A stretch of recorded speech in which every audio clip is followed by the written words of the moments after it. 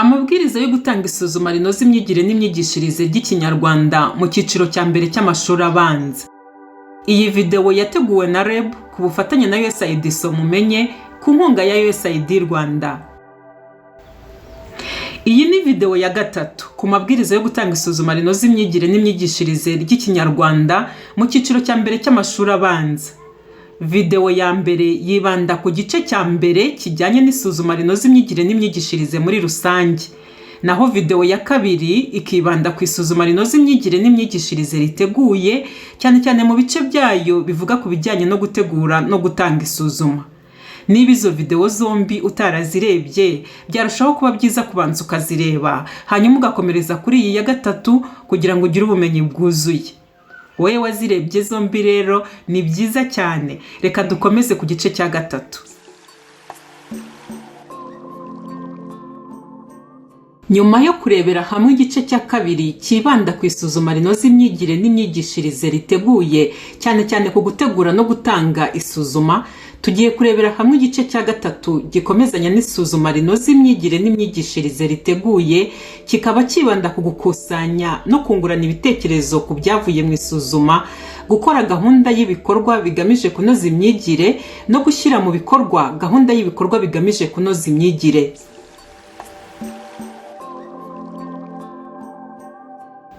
Reka nkwibutse yuko turimo kureba intambwe 5 zigize isuzuma rinoze imyigire n'imyigishirize riteguye rihabwa abanyeshuri.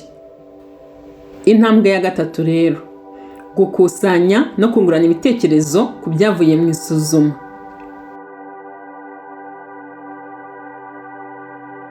Uku nguku niko umwarimu akusanya amanota ku isuzuma ryo gusoma inyuguti, imigemo n'amagambo. No kuvuga ngo ushushanya urupapuro rwandikwaho amanota mu ikayi yawe ukoresherezamo isuzuma. Buri gice cy'isuzuma ukacyandika ku rupapuro rwacyo mu ikayi ukoresherezamo isuzuma. Noneho ugakurikirana uko umunyeshuri asoma maze ukamukosora ukurikije urugero ruri ku rupapuro nk'isenzana urunguru ruri kureba. No kuvuga ngo wandika nyine ukora imbonerahamwe nk'iyi ngiyi ukandika izina ry'umunyeshuri. Urabona dufite Mugarura Yohana na Keza Maria, izi ni ingero. Dufite amagambo ba Mugarura bagomba gusoma yose uko ari 5. Noneho tukabona n'igiteranyo cy'amagambo yakoze neza aho kigenda cyandikwa.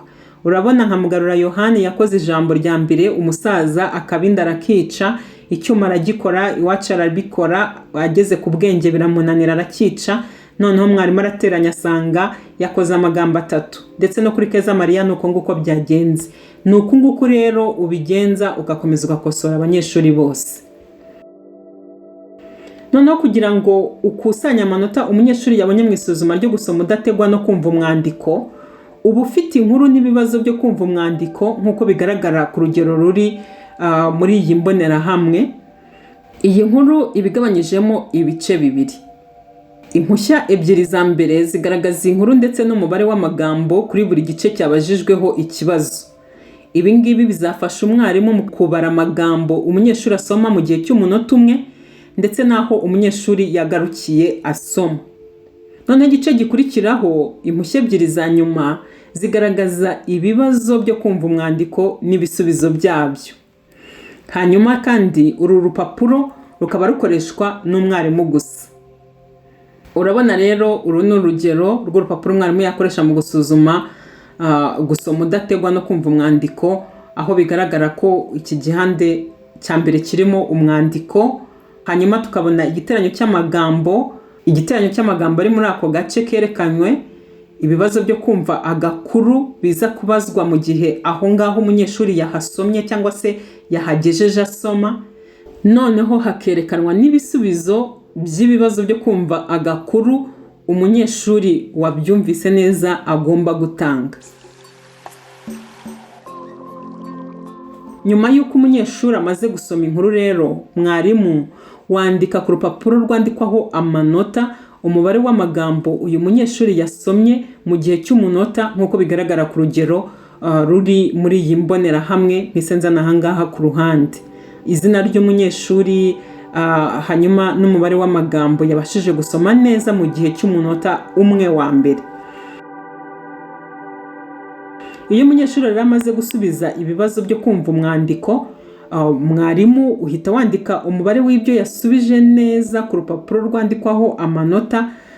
Urunguru mpise nshyira hano ku ruhande. Urabona ni urugero rw'urupapuro rwanditseho amanota ku isuzuma ryo kumva umwandiko, aho tubona izina ry'umunyeshuri, noneho tukabona n'umubare w'ibibazo umunyeshuri yasubije neza.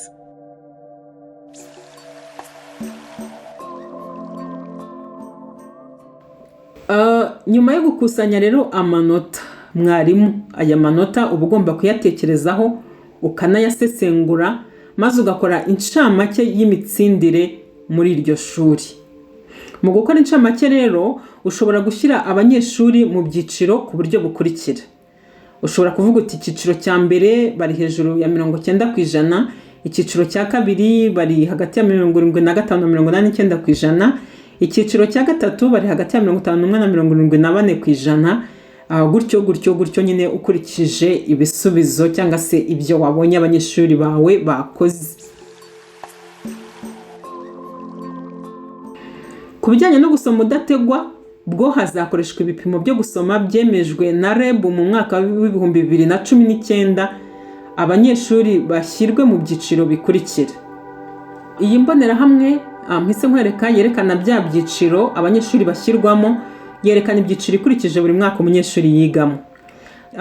Urabona ko iyi mbonerahamwe irerekana umwaka umunyeshuri yigamo, abatazi gusoma na busa icyiciro cyabo, urwego rw'ibanze, urwego ruciriritse, icyiciro cy'urwego rukwiriye, icyiciro cy'urwego rw'ikirenga, noneho n'ibipimo fatizo. Bisobanura ngo umunyeshuri wiga muri uwo mwaka yakagombye kuba abasha gusoma umubare w'ayo magambo, cyangwa se nibura akajya hejuru yayo ariko ntayajye munsi. Icyo gihe aba ari ku gipimo fatizo. Mu mwaka wa mbere rero abatazi gusoma na busa ni kimwe no mu mwaka wa kabiri ndetse no mu mwaka wa gatatu baba nta jambo na rimwe babasha gusoma mu munota. Naho abanyeshuri bashyirwa ku rwego rw'ibanze mu mwaka wa mbere baba basoma kuva ku ijambo rimwe kugeza ku magambo 6 mu munota, mu gihe mu mwaka wa kabiri basoma kuva ku ijambo rimwe kugera ku magambo 9, naho mu mwaka wa gatatu bagasoma kuva ku ijambo rimwe kugera ku magambo 17. Abanyeshuri bashyirwa mu rwego ruciriritse mu mwaka wa mbere baba basoma kuva ku magambo 7 kugeza ku magambo 9 ku munota, mu gihe mu mwaka wa kabiri ari babandi basoma amagambo 10 kugera ku magambo 24 ku munota. Noneho mu mwaka wa gatatu abashyirwa mu rwego ruciriritse akaba ari abasoma kuva ku magambo 18 kugera ku magambo 39 ku munota. Abanyeshuri bashyirwa mu rwego rukwiriye mu mwaka wa mbere, abangaba baba basoma amagambo kuva ku magambo 10 kugera kuri 20 mu munota. Mu mwaka wa kabiri umunyeshuri ashyirwa mu rwego rukwiriye iyo abasha gusoma kuva ku magambo 25 kugera kuri 35 mu munota, mu gihe mu mwaka wa gatatu ushyirwa mu rwego rukwiriye arusoma amagambo kuva kuri 40 kugeza kuri 50 mu munota umwe. Abanyeshuri bashyirwa mu rwego rw'ikirenga mu mwaka wa mbere ni abasoma kuva ku magambo 21 kuzamura hejuru. Mu mwaka wa kabiri abo ngabo bashyirwa mu rwego rw'ikirenga ni ababasha gusoma amagambo 36 kuzamura hejuru. Abanyeshuri bashyirwa ku rwego rw'ikirenga mu mwaka wa gatatu ni abanyeshuri babasha gusoma kuva ku magambo 51 kujyana hejuru mu munota umwe. Ibipimo fatizo rero cyangwa se wa mwana tuvuga ngo arangije umwaka wa mbere azi gusoma ku rwego rukwiriye umwana wiga mu mwaka wa mbere, ni amagambo 10 ku munota. Umunyeshuri usoma amagambo 10 ku munota cyangwa se akazamura. Mu mwaka wa kabiri igipimo fatizo ni amagambo 25 mu munota, mu gihe mu mwaka wa gatatu igipimo fatizo ari amagambo 40 ku munota.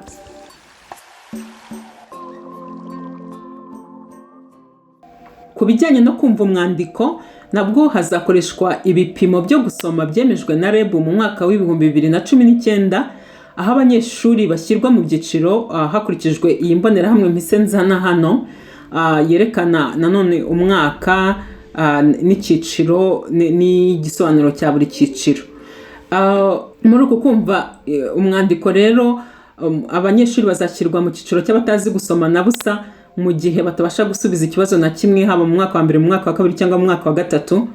Abanyeshuri bashyirwe mu rwego rw'ibanze mu mwaka wa mbere igihe asubiza ikibazo kimwe cyonyine neza. Mu mwaka wa kabiri nabwo ni igihe asubiza ikibazo kimwe gusa. Mu mwaka wa gatatu umwana cyangwa se umunyeshuri usubiza ikibazo kimwe cyangwa bibiri nawe ashyirwa mu rwego rw'ibanze. Mu kumva umwandiko umunyeshuri ashyirwa ku rwego ruciriritse mu mwaka wa mbere niba abasha gusubiza ibibazo bibiri hamwe no mu mwaka wa kabiri. Noneho mu mwaka wa gatatu umunyeshuri agashyirwa ku rwego ruciriritse igihe abasha gusubiza neza ibibazo bitatu gusa. Mu kumva umwandiko umunyeshuri azashyirwa ku rwego rukwiriye niba yiga mu mwaka wa mbere akaba abasha gusubiza neza ibibazo bitatu cyangwa bine, kimwe no mu mwaka wa kabiri. Ariko mu mwaka wa gatatu mu kumva umwandiko umunyeshuri ashyirwa ku rwego rukwiriye igihe abasha gusubiza ibibazo bine neza. Umunyeshuri usubiza ibibazo bitanu byo kumva umwandiko byose neza, haba mu wa mbere, mu wa kabiri cyangwa mu wa gatatu, ashyirwa ku rwego rw'ikirenga. Ibipimo fatizo cyangwa se ibibazo umunyeshuri yakagombye kuba abasha gusubiza bitewe n'umwaka yigamo. Mu mwaka wa mbere igipimo fatizo ni ibibazo bitatu bisubijwe neza, kimwe no mu mwaka wa kabiri, mu gihe mu mwaka wa gatatu igipimo fatizo ari ibibazo bine bisubijwe neza.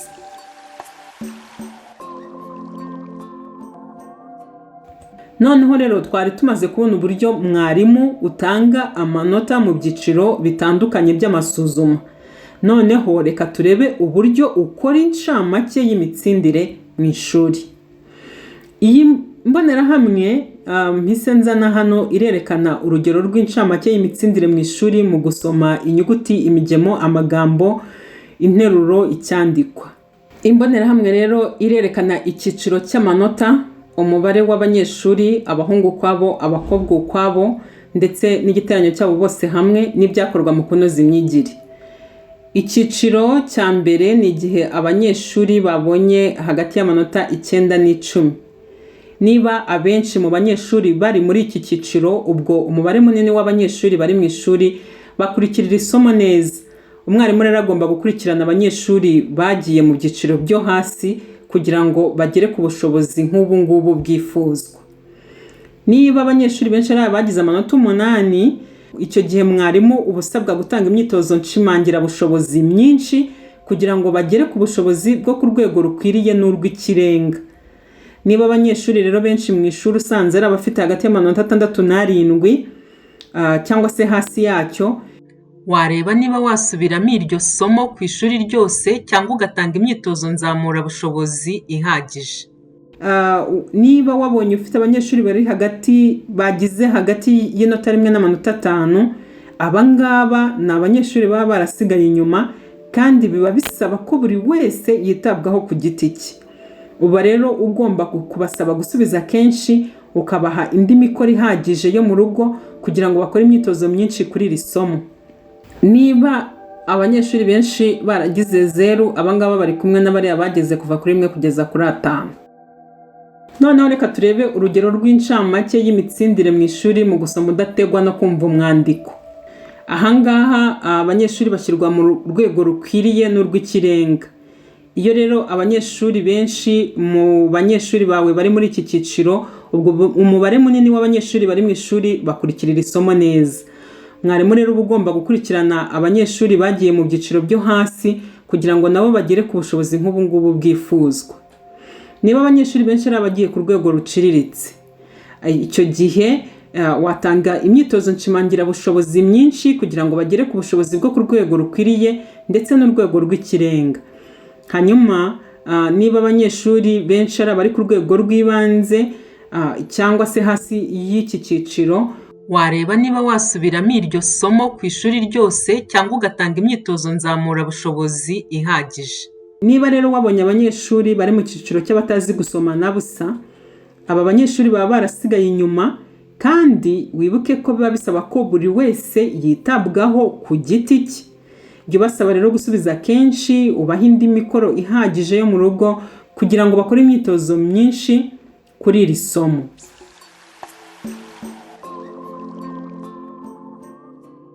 Dore rero mwarimu ibibazo ushobora kwibaza mu gihe urimo utekereza ku musaruro w'ibyavuye mu isuzuma.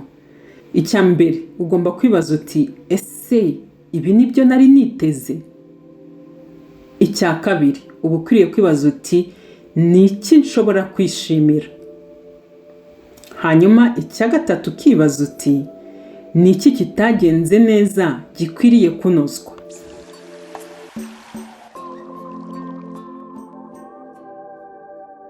noneho mugiye guhagarika video akanya gato, abarimu mwese mwungurana ibitekerezo ku bibazo bikurikira bijyanye n'intambwe ya gatatu.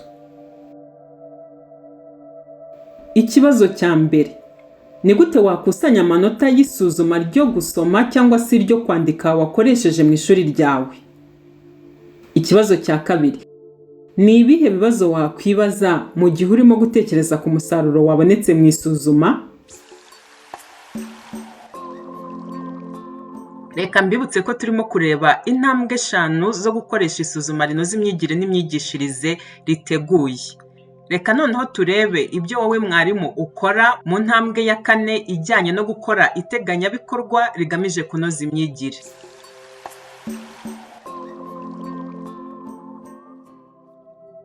Nyuma rero yo gutekereza ku musaruro w'isuzuma, wowe mwarimu uzakora ibi bikurikira. Harimo gutahura abanyeshuri bafite ingorane zo gusoma kuri buri bushobozi bwasuzumwe bwo gusoma. Harimo gukora urutonde rw'abanyeshuri batabashije kugeza ku mpuzandengo y'amanota y'ishuri ryose cyangwa se bari munsi y'urwego rukwiriye. Aba banyeshuri rero bazakenera ubufasha mu gusoma no kwandika. Nanone harimo gukora urutonde rw'abanyeshuri batazi gusoma na busa kugira ngo bitabweho by'umwihariko. Aba ngaba bagomba kwitabwaho hifashishijwe uburyo bwa gahunda nzamura bushobozi. Tukiri ku ntambwe ya 4 yo gutegura iteganyabikorwa rigamije kunoza imyigire, reka turebe iryo teganyabikorwa rigomba kuba rigizwe n'iki. Iri teganyabikorwa rigomba kuba rigizwe n'ibi bikurikira. Icya mbere, iri teganyabikorwa rigomba kureba ubushobozi abanyeshuri bafitemo ingorane cyane. Muri make risubiza iki kibazo ngo ni ubuhe bushobozi abanyeshuri bafitemo ingorane cyane. Hanyuma icya kabiri, iri teganyabikorwa riba rigizwe n'ingamba zireba ishuri ryose. Izi ngamba ziba zireba kongera kwigisha iryo somo cyangwa se gahunda nzamura bushobozi cyangwa nyagura bushobozi. Icya gatatu ni ugushyiraho gahunda igenewe buri munyeshuri ku giti cye cyangwa amatsinda mato y'abanyeshuri. Noneho icya kane kikaba gushyira igice cy'isomo abanyeshuri bafitemo ingorane mu gutegura amasomo yawe ya buri munsi, kandi ukibutsa icyo gice cy'isomo cyane mu isubiramo. Hanyuma ikindi kikaba guteganya uko wahindura imyigishirize ukurikije uko abanyeshuri batsinze, wifashishije gahunda nzamura bushobozi. Hanyuma hakabaho gushaka uburyo uzaziba icyuho cyagaragaye mu myigire.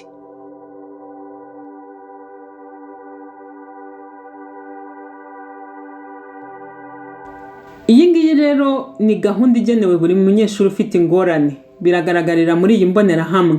Ahangaha haba hari izina ry'umunyeshuri, noneho wamara kwandika izina ry'umunyeshuri imbere ye, kwerekana niba ugomba kongera kumwigisha igice cy'isomo afitemo intege nke, ugashyiraho niba akeneye kumwitaho by'umwihariko hakurikijwe ibyo akeneye, kumuha imyitozo buri gihe uko isomo ritangiye, kumuha imyitozo nzamura bushobozi muri buri somo ry'Ikinyarwanda, cyangwa se kumukorera gahunda nzamura bushobozi nyuma y'amasomo mu mpera z'icyumweru cyangwa mu biruhuko. Noneho tugeze ku ntambwe yacu ya nyuma, mu ntambwe 5 zo gukoresha isuzuma rinoze imyigire n'imyigishirize riteguye. Intambwe ya nyuma ariyo ntambwe ya 5 ni ugushyira mu bikorwa iteganyabikorwa rigamije kunoza imyigire. Mwarimu ni ngombwa gutanga isuzuma, ugakosora, ugasesengura amanota, maze ugakora gahunda y'ibikorwa yo kunoza imyigire. Ariko ibi ngibi bikaba bigira akamaro iyo gahunda ishyizwe mu bikorwa. Ugomba gukora uko ushoboye rero gahunda yawe igashyirwa mu bikorwa. Mu masomo y'Ikinyarwanda ya buri munsi hakorwa amasuzuma ahoraho y'ako kanya agamije kunoza imyigire n'imyigishirize. Ayo ngayo ni amahirwe ugomba kwifashisha mu rwego rwo gushyira mu bikorwa gahunda yo kunoza imyigire wateguye nyuma y'isuzuma rinoza imyigire n'imyigishirize riteguye. Dore rero bimwe mu bikorwa wowe mwarimu ushobora gukora bigamije kunoza imyigire. Harimo kujyana abanyeshuri bafite ingorane aho wowe mwarimu ushobora kubacunga neza nko ku myanya y'imbere mu ishuri. Harimo guhora ubaza abanyeshuri bafite ingorane mu ishuri ukanabafasha gutanga ibisubizo biri byo.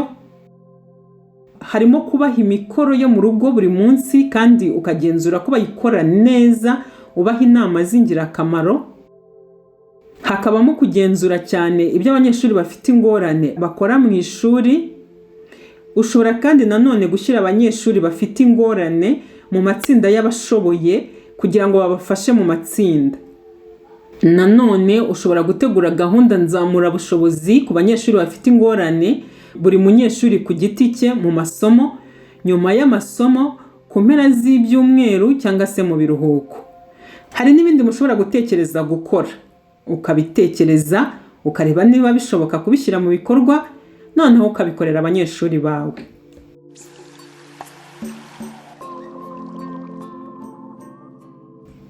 Noneho nimuhagarike video rero akanya gato, abarimu mwese mwungurana ibitekerezo ku bibazo bikurikira bijyanye n'intambwe ya 4 hamwe n'iya 5.